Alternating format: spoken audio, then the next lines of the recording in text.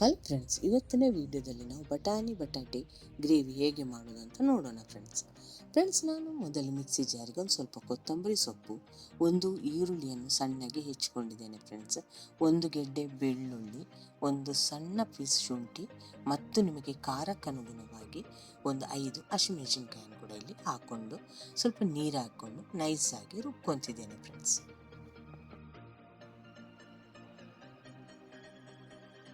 Friends, ಈ ಚಾನಲ್ಗೆ ಹೊಸಬರಾದರೆ ಈ ಚಾನಲನ್ನು ಸಬ್ಸ್ಕ್ರೈಬ್ ಮಾಡ್ಕೊಳ್ಳಿ. ಬೆಲ್ ಐಕಾನನ್ನು ಆಲ್ ಸೆಟ್ ಮಾಡಿದರೆ ನಾನು ಮಾಡೋ ವಿಡಿಯೋ ನಿಮಗೆ ನೋಟಿಫಿಕೇಷನಲ್ಲಿ ಬಂದುಬಿಡುತ್ತೆ ಫ್ರೆಂಡ್ಸ್.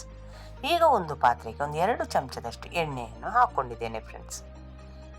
ಎಣ್ಣೆ ಚೆನ್ನಾಗಿ ಬಿಸಿ ಆದಮೇಲೆ ಅದಕ್ಕೆ ಒಂದು ಸ್ವಲ್ಪ ಸಾಸಿವೆಯನ್ನು ಕೂಡ ಹಾಕ್ಕೊಳ್ಳೋಣ ಫ್ರೆಂಡ್ಸ್. ಈಗ ಸಾಸಿವೆ ಎಣ್ಣೆಯಲ್ಲಿ ಚೆನ್ನಾಗಿ ಫ್ರೈ ಆದಮೇಲೆ 1-2 ಪಲಾವ್ ಎಲೆ, 1 ಚಕ್ಕೆ, 1 ಏಲಕ್ಕಿ, 4 ಲವಂಗವನ್ನು ಕೂಡ ಎಣ್ಣೆಗೆ ಹಾಕ್ಕೊತಿದ್ದೇನೆ ಫ್ರೆಂಡ್ಸ್. ಈಗ ಒಂದು ಈರುಳ್ಳಿಯನ್ನು ಕೂಡ ಇಲ್ಲಿ ಎಣ್ಣೆಯಲ್ಲಿ ಹಾಕಿ ಚೆನ್ನಾಗಿ ಫ್ರೈ ಮಾಡ್ಕೊಳ್ಳೋಣ ಫ್ರೆಂಡ್ಸ್. ಈರುಳ್ಳಿ ಎಣ್ಣೆಯಲ್ಲಿ ಚೆನ್ನಾಗಿ ಫ್ರೈ ಆದಮೇಲೆ ನಾನು ಮಿಕ್ಸಿ ಜಾರ್ನಲ್ಲಿ ರುಬ್ಬಿಟ್ಟಿರುವಂಥ ಗ್ರೀನ್ ಮಸಾಲವನ್ನು ಇದಕ್ಕೆ ಸೇರಿಸ್ಕೊತಿದ್ದೇನೆ ಫ್ರೆಂಡ್ಸ್. ನೀವು ಬಟಾಣಿ ಮತ್ತು ಬಟಾಟೆಯನ್ನು ಮೊದಲೇ ಬೇಯಿಸಿಟ್ರೆ ಇದೊಂದು 10 ನಿಮಿಷದಲ್ಲಿ ನಾವು ಈ ಗ್ರೇವಿಯನ್ನು ರೆಡಿ ಮಾಡ್ಕೋಬೋದು ಫ್ರೆಂಡ್ಸ್. ಇದು ದೋಸೆ ಜೊತೆ, ಪೂರಿ ಜೊತೆ, ಚಪಾತಿ ಜೊತೆ ತುಂಬ ರುಚಿಯಾಗಿರುತ್ತೆ ಫ್ರೆಂಡ್ಸ್. ಮತ್ತು ನಾವು ಇದನ್ನು ಈಸಿಯಾಗಿ ಆದಷ್ಟು ಬೇಗನೆ ಇದನ್ನು ಮಾಡ್ಕೋಬೋದು ಫ್ರೆಂಡ್ಸ್. ಈ ಗ್ರೀನ್ ಮಸಾಲವನ್ನು ಸೇರಿಸಿದ ಮೇಲೆ ಫ್ರೆಂಡ್ಸ್, ಈ ಮಸಾಲವನ್ನು ಎಣ್ಣೆಯಲ್ಲಿ ಚೆನ್ನಾಗಿ ಫ್ರೈ ಮಾಡ್ಕೋಬೇಕು. ಯಾಕಂದರೆ ನಾವಿಲ್ಲಿ ಯಾವುದನ್ನು ಉರಿದಿಲ್ಲ, ಹಸಿಯಾಗಿ ಹಾಕಿರುವುದರಿಂದ ಅದರ ಹಸಿ ವಾಸನೆ ಹೋಗುವವರೆಗೆ ಇದನ್ನು ನಾವು ಬಾಡಿಸ್ಕೋಬೇಕು ಫ್ರೆಂಡ್ಸ್. ಈಗ ಇದು ಗ್ರೀನ್ ಮಸಾಲ ಹಾಕ್ಕೊಂಡ್ಮೇಲೆ ನಾನು 2 ಟೊಮೆಟೊ ಹಣ್ಣನ್ನು ಕೂಡ ಮಿಕ್ಸಿ ಜಾರ್ನಲ್ಲಿ ಹಾಕಿ ಅದನ್ನು ಕೂಡ ಪ್ಯೂರಿ ಮಾಡ್ಕೊಂಡಿದ್ದೇನೆ ಫ್ರೆಂಡ್ಸ್. ಅದನ್ನು ಕೂಡ ಈಗ ನಾನಿಲ್ಲಿ ಸೇರಿಸ್ಕೊತೇನೆ ಫ್ರೆಂಡ್ಸ್.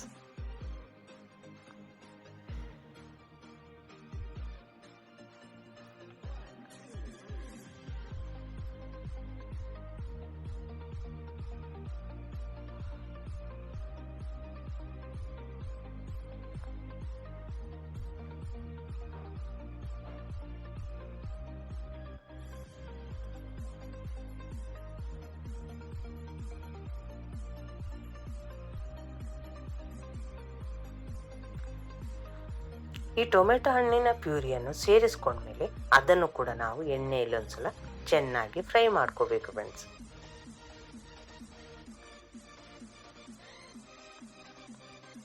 ಈಗ ಇದಕ್ಕೊಂದು 3/4 ಕಪ್ಪಷ್ಟು ಮೊಸರನ್ನು ಹಾಕ್ಕೊಂಡಿದ್ದೇನೆ ಫ್ರೆಂಡ್ಸ್.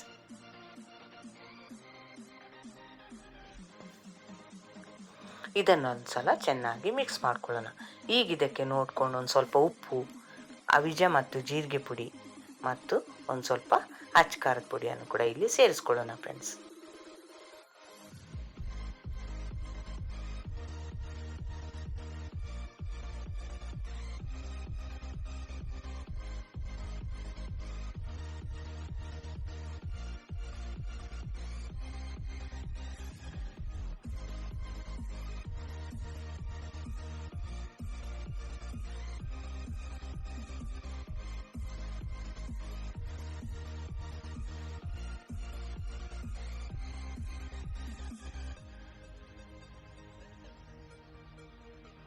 ಇದನ್ನೆಲ್ಲ ಹಾಕೊಂಡ್ಮೇಲೆ ಚೆನ್ನಾಗಿ ಮಿಕ್ಸ್ ಮಾಡ್ಕೋಬೇಕು ಫ್ರೆಂಡ್ಸ್.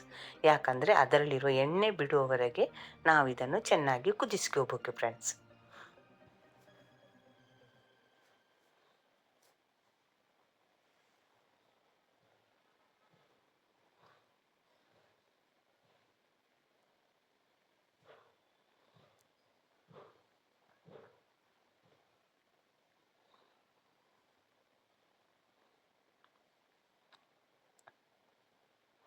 ಈ ರೀತಿ ಗ್ರೇವಿ ರೆಡಿ ಆದಮೇಲೆ ಮೊದಲೇ ಬೇಯಿಸಿಟ್ಟಂತಹ ಬಟಾಣಿಯನ್ನು ಒಂದ್ಸಲ ಇದಕ್ಕೆ ಸೇರಿಸ್ಕೊಂಡು ಚೆನ್ನಾಗಿ ಮಿಕ್ಸ್ ಮಾಡ್ಕೋಬೇಕು ಫ್ರೆಂಡ್ಸ್.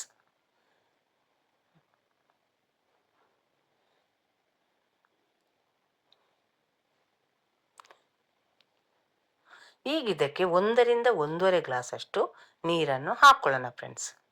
ಯಾಕಂದರೆ ನಾವು ಆಲೂಗಡ್ಡೆ ಹಾಕಿದ ಮೇಲೆ ಈ ಗ್ರೇವಿ ಇನ್ನೂ ಗಟ್ಟಿಯಾಗಿಬಿಡುತ್ತೆ ಫ್ರೆಂಡ್ಸ್.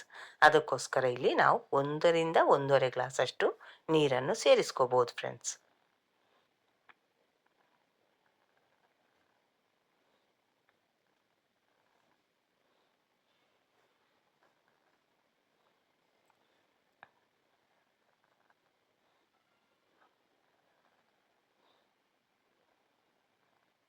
ಈಗ ಇದಕ್ಕೆ ನಿಮಗೆ ಉಪ್ಪು ಅಥವಾ ಖಾರ ಏನಾದರೂ ಕಡಿಮೆ ಅನಿಸಿದರೆ ಇಲ್ಲಿ ನೀವು ಸೇರಿಸ್ಕೋಬಹುದು ಫ್ರೆಂಡ್ಸ್.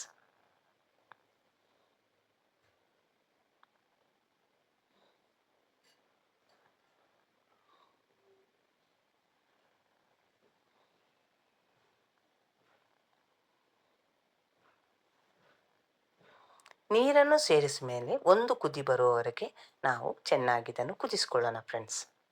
ಆಲೂಗಡ್ಡೆ ಹಾಕಿದ ಮೇಲೆ ಬಹಳ ಹೊತ್ತು ಕುದಿಸುವ ಅವಶ್ಯಕತೆ ಇರುವುದಿಲ್ಲ ಫ್ರೆಂಡ್ಸ್. ಯಾಕಂದರೆ ನಾವು ಆಲೂಗಡ್ಡೆಯನ್ನು ಮೊದಲೇ ಬೇಯಿಸಿರುವುದರಿಂದ ಅದು ಬೇಗನೆ ಮಸಾಲೆ ಜೊತೆ ಮಿಕ್ಸ್ ಆಗಿಬಿಡುತ್ತೆ ಫ್ರೆಂಡ್ಸ್. ಈ ಮೆಥಡ್ನಲ್ಲಿ ನೀವು ಮತ್ತು ಆಲೂ ಬಟಾಣಿ ಕರಿ ಮಾಡಿ ಹೇಗೆ ಬಂತು ಅಂತ ನನಗೆ ಕಾಮೆಂಟ್ ಸೆಕ್ಷನಲ್ಲಿ ತಿಳಿಸಿ ಫ್ರೆಂಡ್ಸ್.